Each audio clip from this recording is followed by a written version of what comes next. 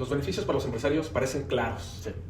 pero qué mejor que usted nos los platique. ¿Cuáles van a ser los beneficios sólidos para el empresario mexicano?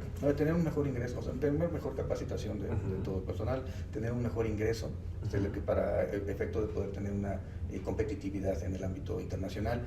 Por supuesto que se está pensando en una ley, por ejemplo, en materia de semiconductores, que podría generar estímulos fiscales para las empresas que estuvieran invirtiendo en materia de semiconductores. Al final del día, todos requerimos de un chip. Lo requieren las máquinas, las computadoras, lo requieren los vehículos, lo requieren los aparatos, los dispositivos móviles, y que México se convierta en una potencia en esa materia sería algo realmente importante.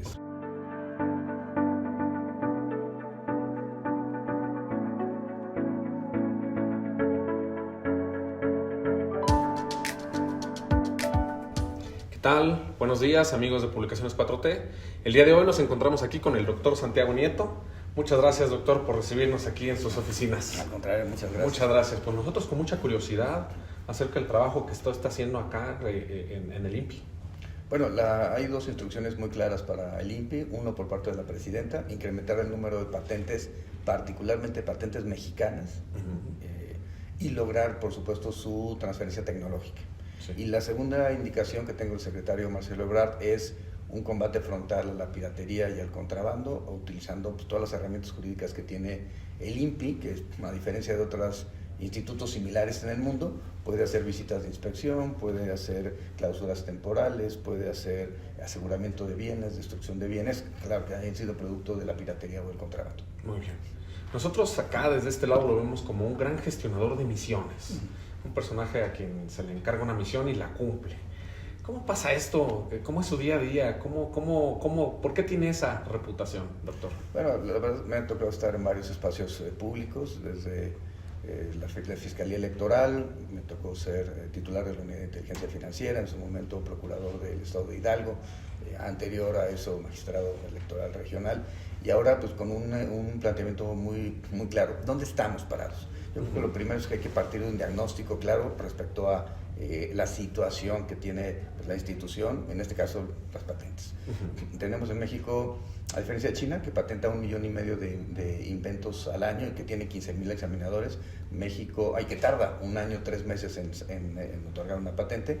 Nosotros nos estamos tardando poco más de 4 años. Tenemos solamente 116 examinadores en el país y tenemos evidentemente un nivel de solicitud de patentes que gira alrededor de los 20,000, wow, a veces menos, 18,000 durante 2024, por ejemplo, pero alcanzamos a dar 10,000 patentes, de las cuales el récord histórico de patentes mexicanas se dio en 2024, a partir de un cambio de políticas que planteada por la presidenta Claudia Sheinbaum, y son 695. Entonces, veamos la diferencia entre China, que tiene un 80% de patentes chinas y 20% extranjeras, a países como Estados Unidos, 55% norteamericanas, 45% extranjeras, y nosotros tenemos 94%, un poco más, 94.62% de patentes extranjeras y poco más del 6% de patentes mexicanas. Entonces, este diagnóstico, ¿qué nos está diciendo? Hay un informe, el informe de innovación global, que se presenta cada año, y México perdió 19 espacios en los últimos 8 años en materia de innovación tecnológica. Somos ahora el país número 74 de 133 economías analizadas. Estamos a nivel de innovación en igual 56, lo cual es una patología, porque México es la 12ª economía del mundo. La presidenta está impulsando a que seamos la 10ª economía del mundo. Con el Plan México por un lado, y por otro lado con todo el tema que está relacionado con lo que se ha presentado en la mañanera, es decir, convertir a México en un país que genere un mayor incremento de sus exportaciones, de productos nacionales en sus exportaciones, particularmente en temas de ciencia y tecnología, como pueden ser los semiconductores, que es un punto que está que toca también aquí a la institución. ¿Qué necesitamos? Particularmente en semiconductores. Tenemos todavía en este momento 28 solicitudes de patente que no hemos resuelto de semiconductores mexicanos y 120 extranjeros. Es algo que tenemos que acabar con ese déficit para poder entonces generar el siguiente paso, que es la transmisión tecnológica, la transferencia tecnológica que permita comercializar los productos en el mercado. Pero vuelvo al tema del diagnóstico. ¿Dónde estamos? Estamos en un país que, a pesar de los recursos que tiene, a pesar de la riqueza económica que existe, se patenta poco, hay una baja cultura de patentamiento, y eso que termina haciendo que los inventos no se reconozcan en el país y que eso no se puede explotar comercialmente. Si vemos Singapur, Vietnam, Filipinas, China, pues eran países que hace 30, 40 años no estaban en la lógica global de la innovación, y hoy sus economías se mueven a partir de la innovación de sus patentes, y eso es lo que quiere la presidenta Sheinbaum, y ese es el encargo que también. Muy bien, la prioridad. Sí. Por eso llega usted aquí. Al mexicano de a pie, al mexicano normal, ¿qué beneficios nos va a traer esta gestión? A ver, primero, en el número de patentes se va a incrementar el conocimiento científico y tecnológico. Esto va a hacer que vengan mejores ingresos, sí, para los investigadores, pero sobre todo que pueda haber nuevos productos en el mercado. Claro. Y esos productos permitan generar mayor desarrollo económico, y que eso pueda generar una derrama en la sociedad. Es decir, de nada nos sirve tener una patente que la colguemos en el reconocimiento, el INPI, en un cuadro, en unas sala de juntas, si eso no se comercializa. Que no pase nada. Y que no pase nada, y que no se traduzca en dinero para las personas. Al final del día, por eso el INPI está en la Secretaría de Economía. Lo que estamos buscando es el desarrollo económico. Sí. Esa es la función central. Entonces, ¿cuál es la idea? Poder, primero, permitir a las personas que tienen gran capacidad de inventiva en nuestro país. Fue un mexicano quien creó la televisión a colores, o quien creó la píldora anticonceptiva. Y hoy estamos viendo cosas realmente importantes, constelación de satélites, estamos viendo prótesis eléctrico-mecánicas para pérdida, por ejemplo, de miembros del cuerpo humano. Hemos visto por aquí, hay un tren que tienen ya en Guadalajara, ya diseñado, ya operando, eléctrico. Está el propio coche o línea. Sí. La verdad es que se trata de cómo generamos un medio de transporte que sea más económico, más ecológico y de alguna forma pues más seguro. Sí. Y creo que esto lo podemos hacer a partir de reconocimiento de la innovación que hacen las mexicanas y los mexicanos, pero eso requiere un cambio de cultura. Sí. Primero, ¿qué pasaba? El SNI primero planteaba que para que tú tuvieras como persona investigadora puntos y te pudiera dar tu estímulo, tienes que publicar. Sí. ¿Y qué pasaba con esa publicación? Que no permitía el patentamiento. Si algo se publica y no se patenta, se pierde. Entonces, ese es un error de política pública. Segundo punto, ¿por qué llegamos en el 2024 a tener 695 patentes, el récord histórico de México? Simple y sencillamente por contacto con las universidades, con los centros de investigación. Así los oigan, tienen que pagar una cantidad mínima, poco más de 3,000 pesos, para que se les conceda la patente, una vez que ya se desarrollan todo el procedimiento. Y a veces por este último paso no se actualizaba el procedimiento y se terminaban abandonando las patentes, lo cual me parece un error garrafal. Sí. 3, ¿a quién debe pertenecer la ganancia cuando los investigadores se encuentran, las y los investigadores, en un centro de investigación público? Pues por supuesto ese centro de investigación. Hoy lo he escuchado muchas veces de la presidenta, pues la presidenta ha sido muy clara. Imagínense que desarrollamos una patente que permite a Cinvestav, o permite al Politécnico Nacional, a la UNAM, poder tener un ingreso extra al ingreso que tiene presupuestal por parte del Estado mexicano. Pues la verdad es que eso sería una enorme ganancia. Y de ahí hay que pensar un porcentaje para los inventores, que directamente les llegue a los inventores y que estimule la generación de patentes y sobre todo la explotación tecnológica. Y la verdad es que también hay un tema de geopolítica atrás. Sí. Durante la época del gobierno, de los gobiernos neoliberales, en gran medida la firma del Tratado de Libre Comercio del 94 tenía pensado que México fuera un país manufacturero, que se establecieran maquiladoras, que los mexicanos trabajaran en maquiladoras procesando productos que venían de otra parte. Hoy pues, la idea del gobierno de la presidenta Sheinbaum es que tenga toda la cadena de valor tenga un valor añadido, que se traduzca en mejor capacitación para las personas de a pie, que se traduzca en mejores salarios, o sea, digamos, en otro tipo de empresas, con otro tipo de nivel, claro. Que se aumente desde hace un momento la participación mexicana de productos mexicanos en nuestra exportación. Hoy en gran medida, claro, exportamos vehículos, sí, pero no tenemos un vehículo 100% mexicano. Claro.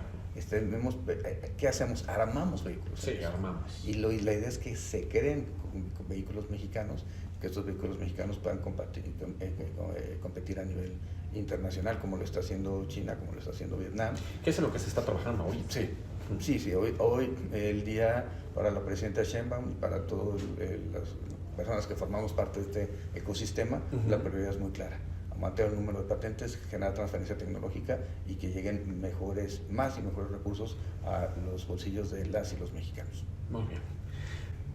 Doctor, los beneficios para los empresarios parecen claros. Sí.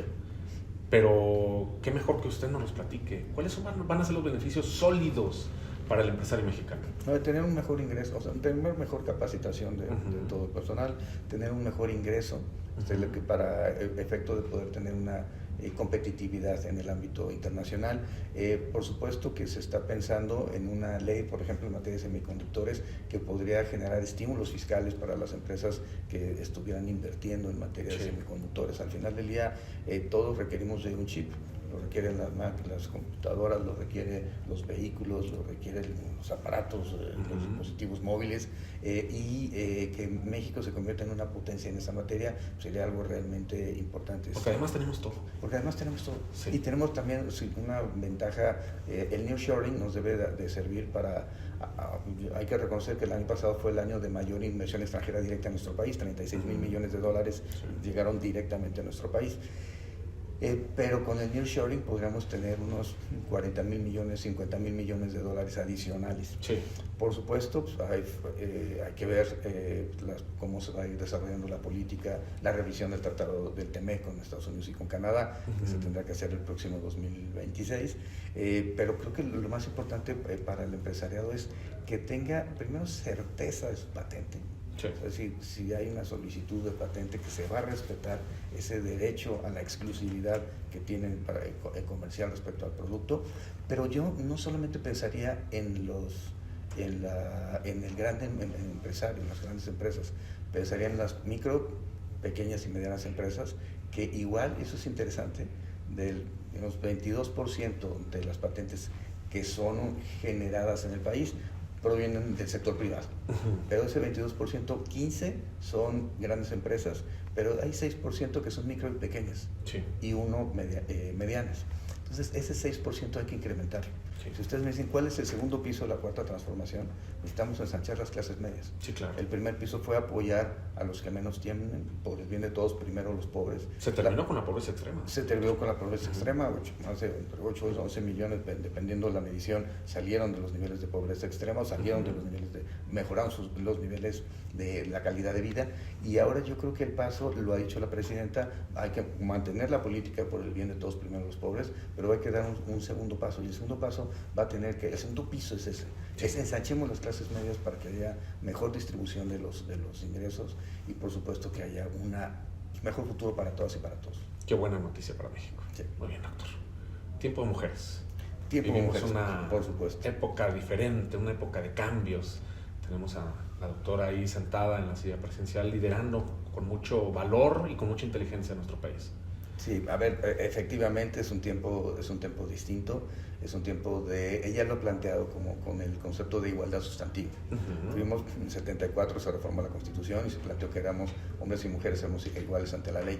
Sin embargo, esto generó profundas diferencias. Sí. Una de las diferencias que tenemos es la desigualdad económica. Hay una brecha económica respecto a lo que ganan los hombres y lo que ganan las mujeres. Hace unos días tuve una reunión con Citlali Hernández, la secretaria de las Mujeres, para plantear cuál era nuestro papel en esa lucha. Y nosotros no combatimos la violencia física o la sexual o la psicológica, pero sí podemos combatir la violencia económica. Sí. Y cómo, a partir del empoderamiento de las mujeres, de la generación de marcas de mujeres, por un lado, eso creo que es algo fundamental, aprovechando esta ola que la presidenta ha planteado. Y segundo, patentes. Del 100% de patentes mexicanas, es interesante esto, el 70% son grupos de hombres u hombres. Sí. son el 16% mixtos y solamente el 14% mujeres o grupos de mujeres. ¿Qué significa eso? Que hay una desigualdad fáctica para poder llegar a los centros de investigación y generar un proceso de patentamiento. ¿Qué es lo que tenemos que darnos cuenta? Que hombres y mujeres somos diferentes, el derecho nos tiene que tratar de manera diferente y tiene que generar acciones afirmativas, posicionamientos públicos, políticas públicas que permitan empoderar a las mujeres. Por ejemplo, en el ámbito político se ha hecho, hay paridad, pero en el ámbito de las sociedades mercantiles o de los núcleos agrarios no.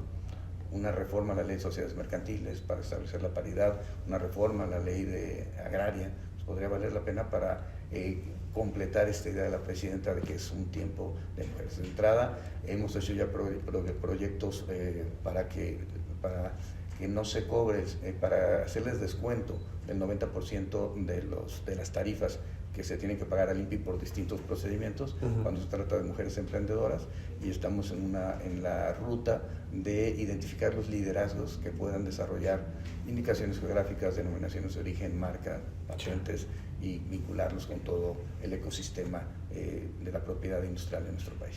Sí, hay mucho trabajo ahí. Hay muchos temas todavía por hacer. Muy bien. Pasando a otro tema, el tema internacional. Sí. Se ha estado tocando todo el tiempo, pero vamos a hacer el top 10 de las economías con Plan México. Sí, por supuesto. Vamos hacia allá. Sí. De este lado, ¿qué nos toca? A ver, nos toca incrementar, diversificar nuestra planta productiva.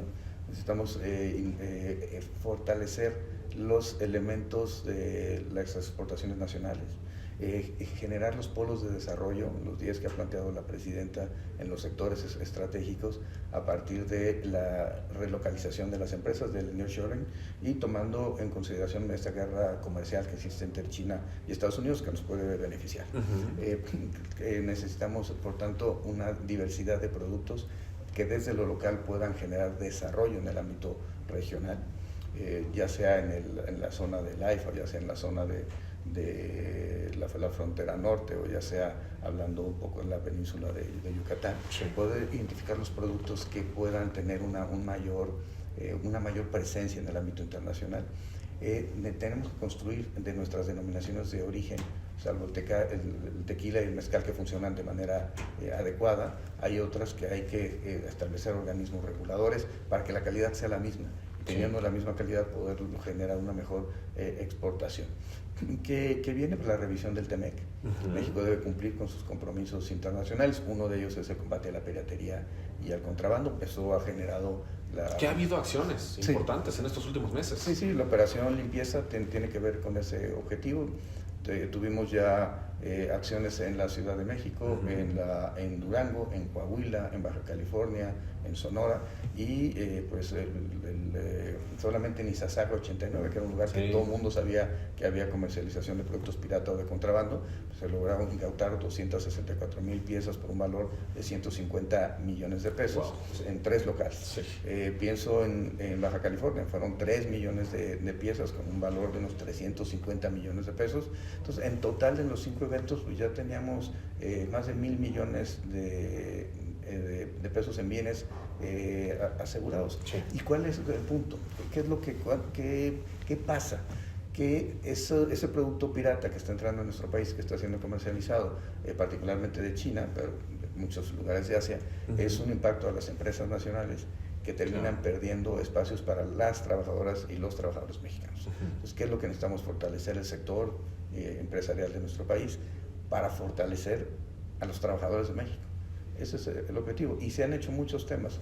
El outsourcing desde el sexenio pasado se combatió, se atacó, y hoy seguimos con la misma ruta. Y hoy los empresarios ya reconocen que estuvo mal que le cortaran una quincena cada año a sus trabajadores para eliminar la antigüedad, ¿no? Sí, era una práctica nociva para los trabajadores, las y los trabajadores. Y yo creo que nuevamente, si se trata por el bien de todos, primero los pobres, o el ensanchamiento de las clases medias, pasa por eso, porque puedan tener derecho a un aguinaldo, derecho a la seguridad social, derecho a la vivienda, y eso eran prácticas que los empresarios hacían para beneficiarse, por supuesto, establecidas en la propia normatividad. Sí, estaban al margen. Al margen de la legalidad. sacrificando a los trabajadores. Y hoy en día pues esto ya no es así. Pero eran otros tiempos. Sí, los empresarios hoy se están sumando. Exacto. Al cambio. En esa misma ruta es lo que estamos viendo es lo que nos pide el sector empresarial mexicano es que se cumpla con la protección de la propiedad intelectual en nuestro país, derechos de autor, propiedad industrial, y nosotros estamos también mandando el mensaje de que la propiedad industrial se respete en México. Doctor, pues muy interesante nuestra plática. ¿Algo que le quiera decir a nuestros lectores? Que México va a ser la 10ª economía del mundo durante el sexenio de la presidenta Claudia Sheinbaum, que debemos sentirnos orgullosos de nuestra presidenta y la forma como ha venido desarrollando su administración, y que sí, el futuro de nuestro país parte de la ciencia y la tecnología. Pues muchas gracias, doctor. Ahí lo ven, amigos de Publicaciones 4T, trabajando desde este lado. Muchas gracias.